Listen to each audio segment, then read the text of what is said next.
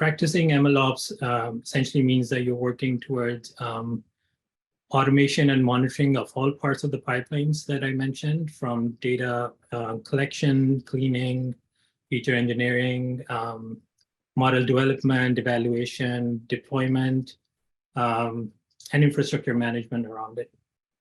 And so the benefits of machine learning are many.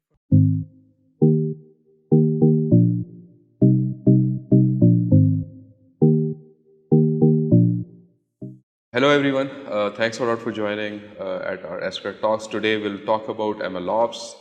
We have with us Yawar Aziz. Yawar Aziz has done his master's from Stanford University and he's worked with multiple startups as a data scientist. Currently he's working at Google as machine learning engineer in their search product area. His responsibilities include deploying ML models at scale and building new features that serve billions of users. So thanks a lot, Yawar, for joining us. So let's just get started with our topic, MLOps. Right from the start, what are the different components of a machine learning system? Hi, Zad, pleasure to be here. So before we go into machine learning systems, I want to give a brief primer on machine learning in general. So what is machine learning? It's a set of algorithms that learn from data instead of being explicitly programmed. So two main parts. One is the algorithm, second is the data. And I'll come back to why that's important. Machine learning is used in many fields, for example, spam detection, product recommendations, object recognition, fraud detection, forecast modeling, and so on and so forth. So when I say you want to train a machine learning model from data instead of being explicitly programmed, imagine a spam classification model where it's virtually impossible for every spam email in the world to be labeled by a human being. So that's why you have to give data to a machine learning model to automatically learn what the behavior of a spam email is. Now, I further split machine learning system into 6 parts. Number 1, data collection and analysis. So data is probably the most important part of a machine learning system. One of the most important, if not the most important. And this means you want to collect your data from multiple sources. It could be structured, unstructured. You also want to perform analysis on top of it, understand what the data is, the range, the scale of values, and the quality of the data. Second is feature engineering. So once you have this data developed, before putting it into a machine learning model, you have to do some work on top of the data. So, for example, if you're building a spam classification model, this could be developing features like the subject line or what the text contains. If you're looking at a stock market, stock value prediction model, a forecasting model, that your features could be historic prices of a stock or market indexes or market volatility or political, scenarios. So once you have features developed, then comes the part where you're ready to stick it into a model. Now, machine learning has matured so much in the past few years that this model development part is actually probably the easiest part in the whole pipeline. There are very mature machine learning libraries, pipelines, which require a couple lines of code, and you get state-of-the-art machine learning performance. So this is probably one of the easiest parts. Then comes model evaluation and validation. So once you have built a model, you want to know what the quality of the model is. Is it performing well on the business use case that you built it for? Basically, evaluation and validation gives you the direction of the machine learning model. What are you optimizing for? For example, if you are building a fraud detection model, you would want very low false negatives, and you're okay with a few false positives, labeling. Then you have model deployment and serving. So once you build the model, you want to put it into a state where it can be used for live predictions. And then you want to build a pipeline around it, which continuously deploys and serves based on the scale that you want it to be serving on. And then last but not the least is monitoring. So you want to be able to monitor your model for different metrics and make sure that your model is performing as expected in production. It's not moving away from what you saw in your offline model development. That's very important in machine learning system.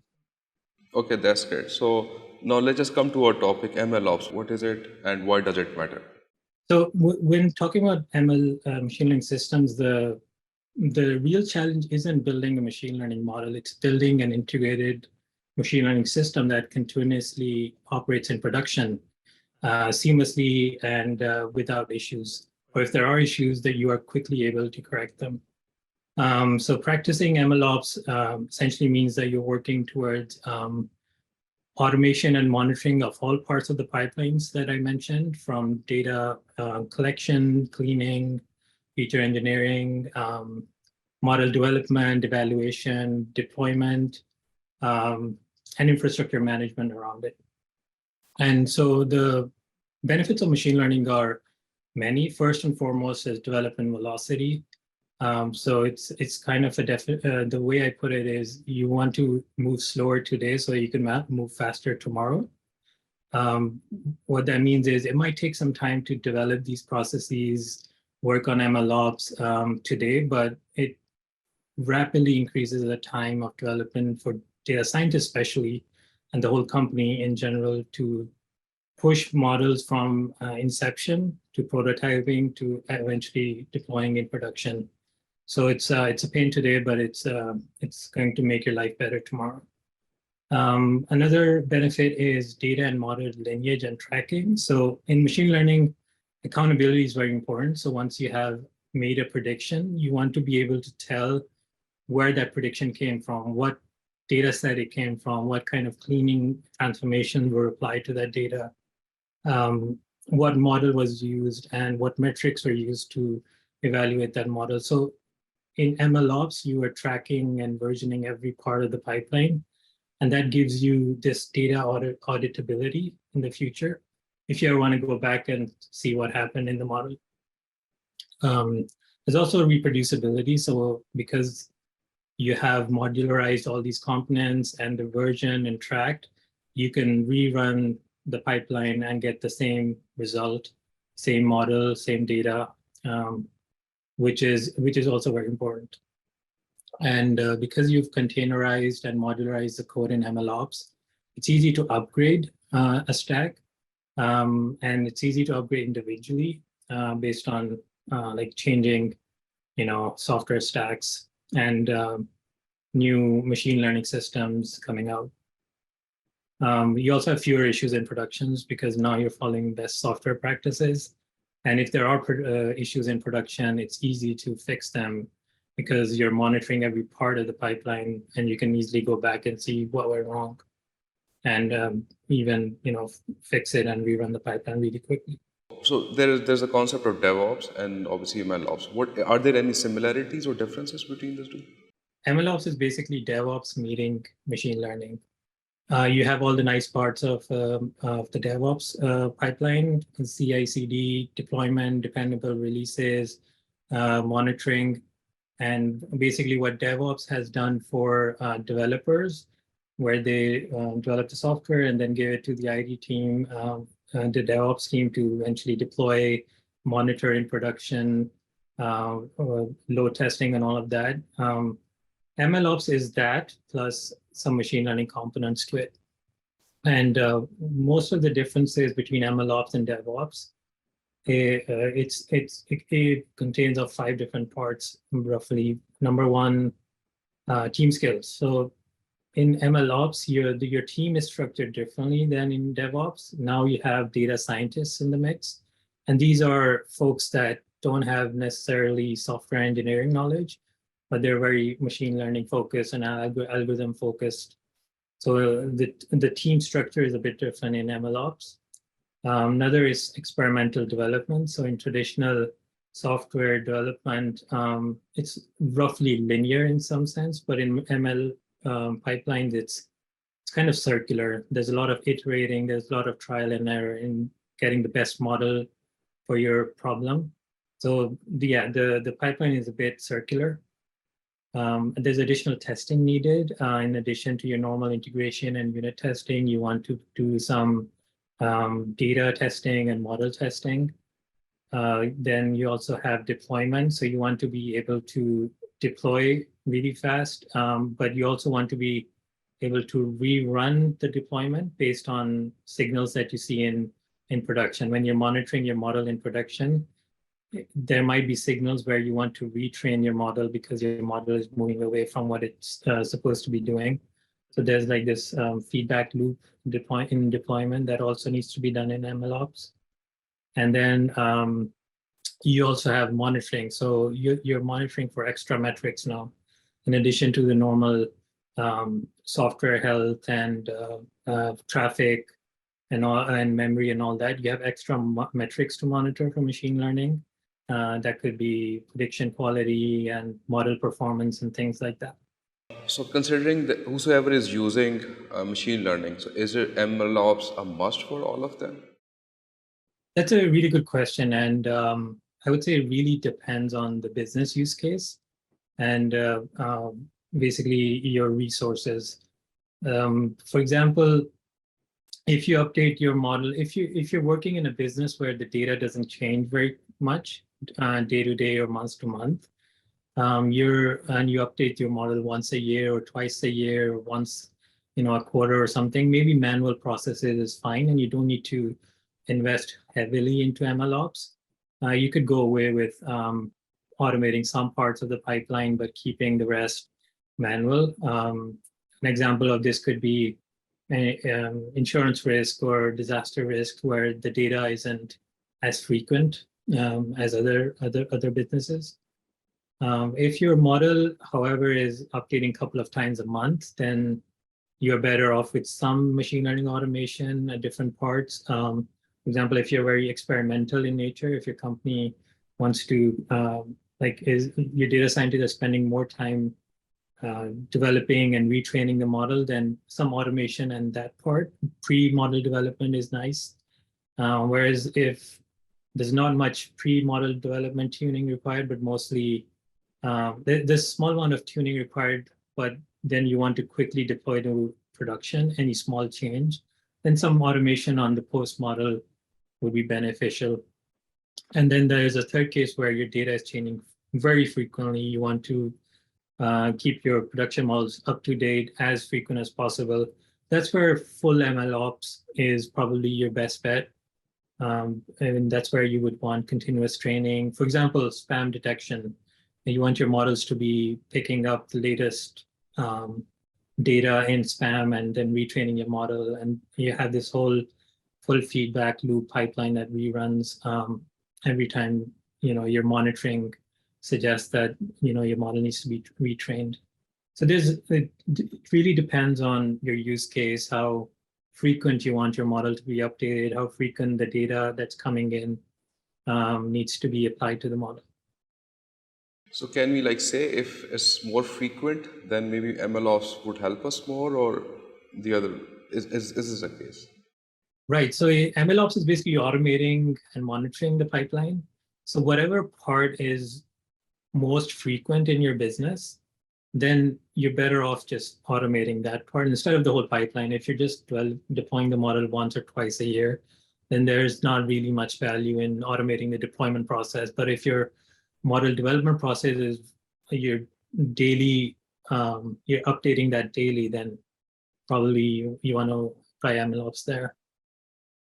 Okay, so in terms of step by step, let's just suppose I have built one ML model. I have to put it in operations. What should be done?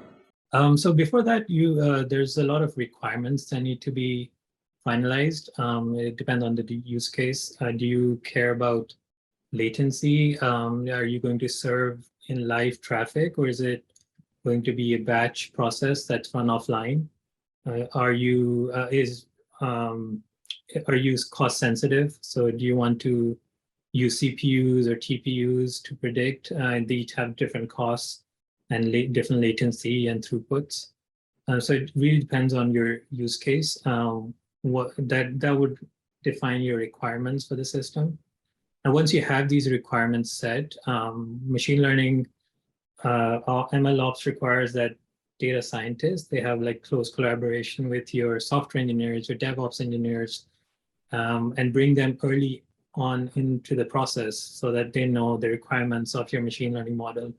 A lot of problems with like very infant machine learning systems is the data scientists develop their own models, and when they're done, they hand it over to DevOps or software engineers who then go ahead and deploy that model in production.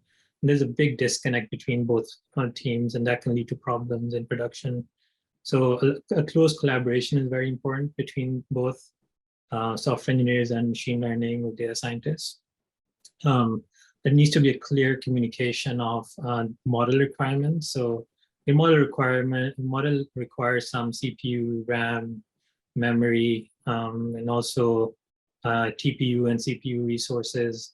So that needs to be clearly communicated so your model is running in production in the best possible setting.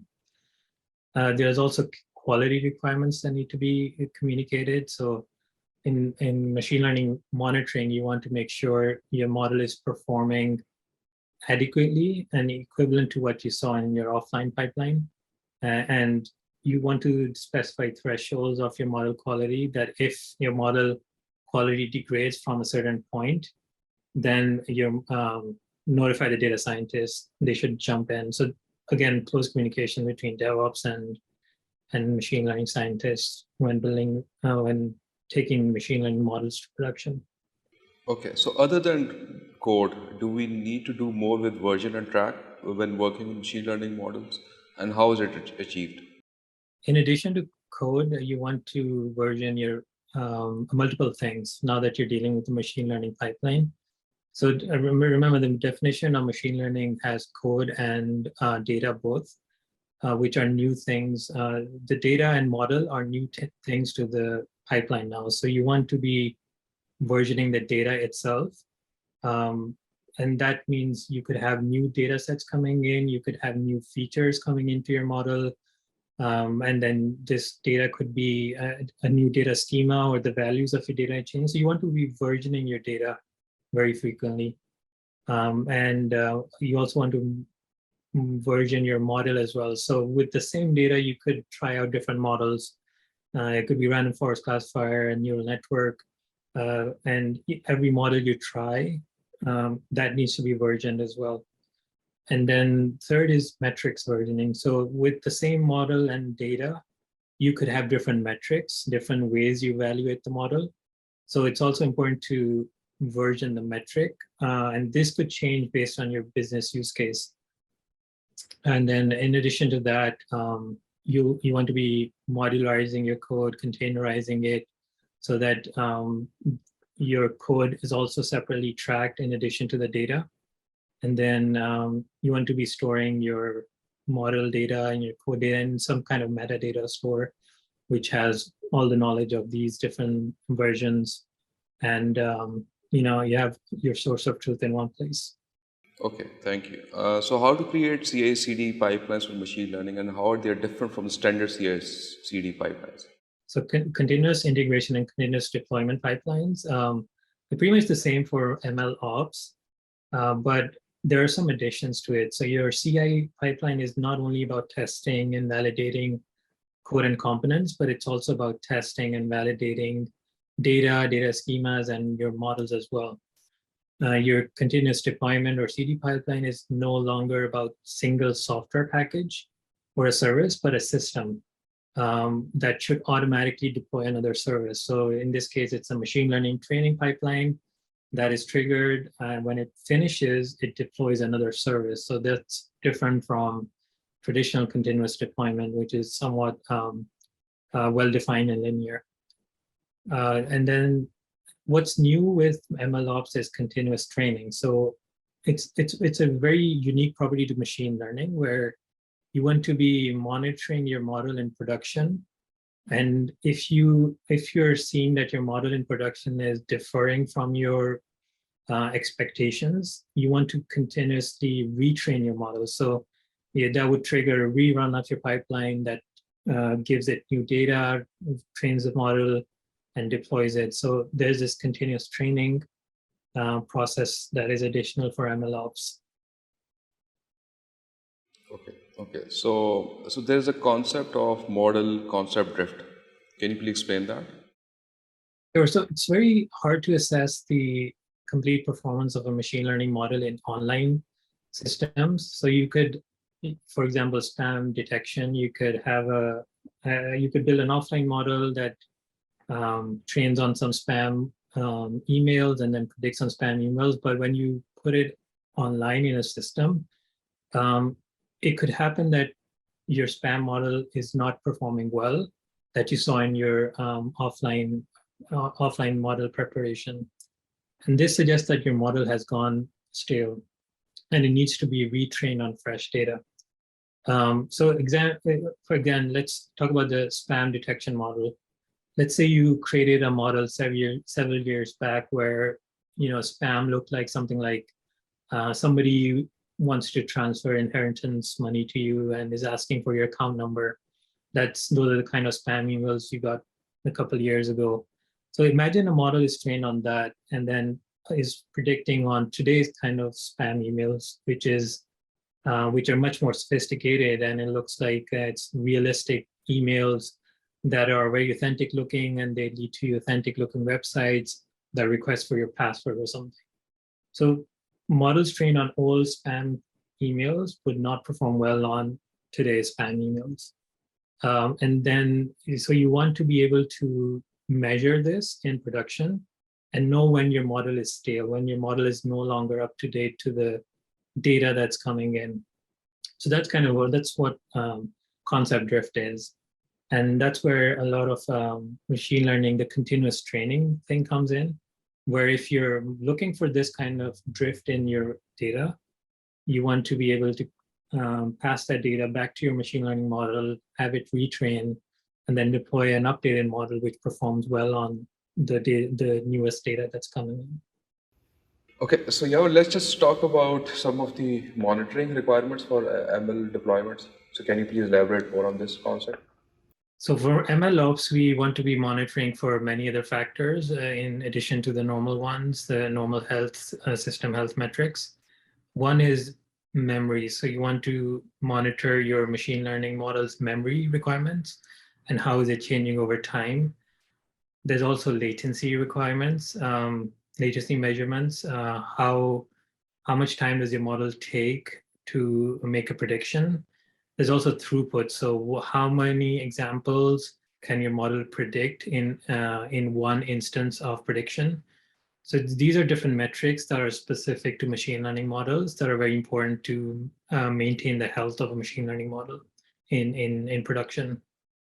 In addition to that, there are other metrics to look out for as well. The one is data schema skews. So let's say you're collecting your data from somewhere, and suddenly the data changes. Your column is the same, but the values in the column changes.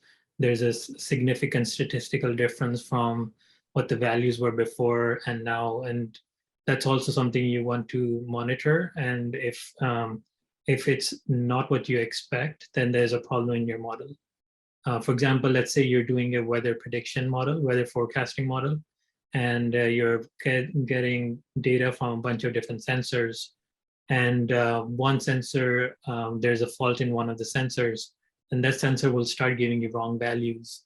That is the kind of a skew that happens in data that's very important to be measuring. And if you do see that, then that's a cue, a red flag for you to go back and investigate where the data is going wrong. Okay, so let's just suppose I have a startup which is in ML domain, and I'm actually building a team around MLOps. So do I hire the same DevOps guys for this, or is there a different skill set for this? Yeah, that's a good question. Andrew Ng recently ran a survey where he asked people who were listening to his lecture what they thought. And many of them thought that it was the machine learning engineer who should be aware of these because it's essentially under their domain. So you have a new rising field is a machine learning engineer, software engineer, which is basically somebody who knows the basics of machine learning and model development, but also knows from the deployment side how things occur in deployment. how to take it to deployment, how to monitor it, and how to keep the system healthy. So that's a new emerging field where you have people who know both ends of the problem. DevOps was also one of the options where DevOps engineers, they also learn basics of machine learning systems enough to develop those machine learning models and take them to production. So it's a mix. There's no right answer. There's trade-offs, obviously. If a DevOps person is handling everything on their own, they might miss out on some important parts that a data scientist or machine learning engineer knows. And similarly, if it's just a pure data scientist handling the operation parts, that would also lead to them missing out on a few important components that are required to deploy a service. How do you determine when a model is ready to be released? So this is a very important question. In a basic setup, a model would be trained, would be deployed based on offline evaluation. So I have some data set. I have a notebook, a Python notebook. I run training and testing and see how the model performs on my test data. And if the model looks good, I take that and deploy it to production. That's like version 1 of how you would go about this. But a better and more robust approach would be running A/B testing. So you have your model that's deployed in production, and to know if a model is good enough to update in production, what you do is you take a percentage of traffic from production, and 50% of the traffic gets what they were seeing before, so no change, and then 50% of that traffic sees your new model. And then that gives you very close to real performance of the model in an online setting in production, where now you can compare head-to-head metrics on your model's performance and the previous model's performance. And that is the best way to update a model in production and know that your model is the same or better than what you are already serving in production. Okay. So obviously you're from Google. So how has Google used MLOps? So Google has this policy of where it open sources a lot of the internal libraries or frameworks that are used. One is there's like different levels of softwares that you could use based on the sophistication that you want. A very basic one could be a simple orchestration where you have BigQuery for exploratory data analysis and preparation. It can store structured or semi-structured data. Then a big part that we use internally and also is open source is AutoML, where it takes care of many of the activities of a machine learning team. And then what happens is here you inject data, AutoML automatically trains data for you. And it offers a shortcut and accelerates a typical machine learning project and the tasks. For example, data exploration, feature engineering, model selection, model training, evaluation, and then even deploying and giving you a service or API to call. So AutoML is one of the biggest software frameworks that are used in machine learning that automates a lot of the pipeline. There's also TensorFlow data validation, where you can monitor your production data quality and compute basic statistics and interactive charts that allow for visual inspection and comparison. So if you notice there's a drift in your data, TensorFlow data validation allows you to monitor that. And then on top of all of this is a Cloud Composer, which essentially orchestrates all of these different parts where you can from data collection all the way to model serving and monitoring. Cloud Composer is the orchestrator which binds all of these together. Now that's kind of like a basic setup that can happen. There's also advanced tools that are available. For example, you have Kubeflow, which is a Kubernetes native machine learning toolkit. And with this, you can build and deploy portable and scalable end-to-end machine learning workflows based on containers. And another one is TFX, which was recently made open source, which is it's a configuration that provides components to define, launch, and monitor TensorFlow-based models, and does a lot of the model training and prediction and the serving parts for you. Okay, and how can companies new to this adopt it?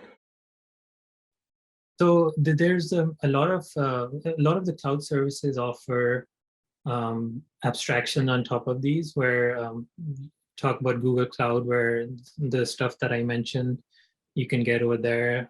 Azure has a machine learning, Azure ML, that makes it very easy for you to start building and deploying models. Amazon has Sagemaker and other tools that really abstract most of the heavy lifting underneath, and gives data scientists the time to work on business logic instead of worrying about what it would take to production. Okay, as a student, somebody who's actually starting to learn MLOps or who would want to explore MLOps, what resources would you recommend? How should they start the journey? I would say look at the different offerings that different cloud providers give, because essentially you will be running all of this in the cloud, and every cloud provider is going big on machine learning and providing a lot of abstraction. So I would say go into look into SageMaker, look into Cloud AI, Google, look into Azure ML, and those will give you the starting points for a lot of the machine learning development down the way, and a lot of the automation that is required. Yawar, thanks a lot for joining us, and it was an amazing session.